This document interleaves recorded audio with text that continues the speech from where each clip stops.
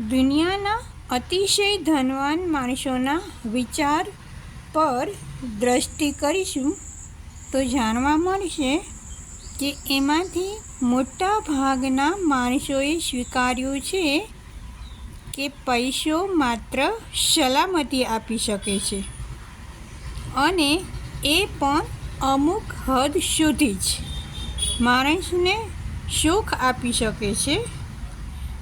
વધુને વધુ કમાવાની સાથે જો એ ધનનો ઉપયોગ વ્યક્તિગત સગવડ ઉપરાંત સમાજના ઉત્કૃષ્ટ કાર્ય માટે થાય તો જીવનને સાર્થક બનાવી શકાય.